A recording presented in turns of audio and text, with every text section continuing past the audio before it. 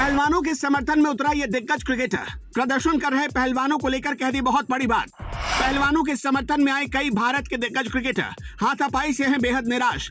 Are पार के mood में है पहलवानों को धीरे धीरे मिल रहा है दिग्गज खिलाड़ियों का साथ। ब्रजभूषण शरण सिंह ने कहा, पहलवान अपने मेडल सजाएं या गंगा में बहाए, किसी को फर्क क्यों नहीं पड़ता।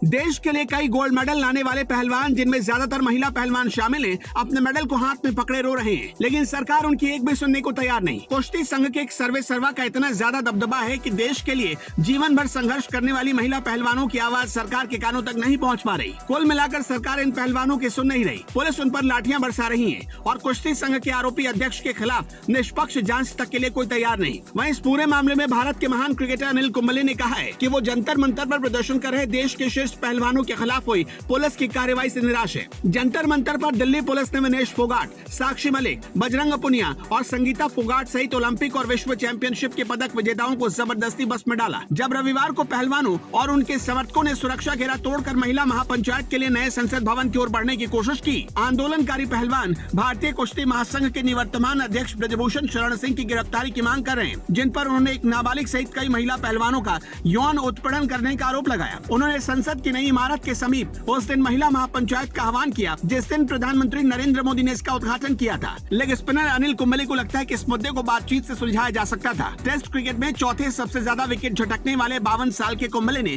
मंगलवार को कहा, 28 मई को हमारे पहलवानों के साथ जो हाथापाई हुई उसे सुनकर काफी निराश हूँ। हर चीज उचित बातचीत से सुलझाई जा सकती है। इस मुद्दे के जल्द हल निकलने की उम्मीद करता हूँ। ओलंपिक चैंपियन निशानेबाज अभिनव बिंद्रा, भारत के सबसे सफल फुटबॉलर सुनील छेत्री और पूर्व भारतीय ऑलराउंडर इरफान पठान ने भी पहलवानों के खिलाफ कार्रवाई की आलोचना की थी। आंदोलन कर रहे पहलवानों में साक्षी मलिक, विनेश फोगाट और बजरंग पुनिया सहित देश के शीर्ष पहलवान मंगलवार को गंगा नदी में अपने ओलंपिक और विश्व पदक विसर्जित करने के लिए सैकड़ों समर्थकों के साथ यहां पहुंचे, लेकिन खाप और किसान नेताओं के मनाने पर ऐसा नहीं किया गया। हालांकि अपनी मांगे मानने के लिए 5 दिन का समय दिया गया है। प्रदर्शन कर रहे पहलवान जैसे अपने विश्व और ओलंपिक पदक गंगा नदी में बहाने को तैयार हुए, वैसे ही हर की पैड़ी पर काफी भीड़ इकट्ठा हो गई। साक्षी, विनेश और उनकी चचेरी बहन संगीता सुबकती दिखाई पड़ी और उनके पति संवेदना देने की कोशिश कर रहे थे। उनके समर्थकों ने उनके चारों ओर घेरा बनाया हुआ था। पहलवान हर की पैड़ी पहुंचकर करीब 20 मिनट तक चुपचाप रहे, फिर वो गंगा नदी के किनारे अपने पदक हाथ में लेकर बैठ गए। बजरंग 40 मिनट बाद वहां पहुंचे। विनेश के पति सोमवीर राठी के पास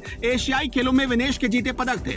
साक्षी के हाथ में रियो ओलंपिक का कांस्य पदक था। आखिर ऐसा क्या है कि भारतीय पहलवानों को इस मामले में महीनों से न्याय नहीं मिल पा रहा। सुप्रीम कोर्ट तक ने हस्तक्षेप किया, लेकिन न तो पहलवानों पर पुलिस का अत्याचार कम हुआ और न ही सरकार ने इनकी कोई बात सुनी। उल्टे आरोपी कुश्ती संघ के सर्वा अपने पक्ष में कभी साधुओं को लामबंद कर रहे हैं तो कभी वो पहलवानों के आंसुओं का खुलेआम मजाक उड़ा रहे हैं। इस तरह का भावनात्मक मजाक बंद होना चाहिए।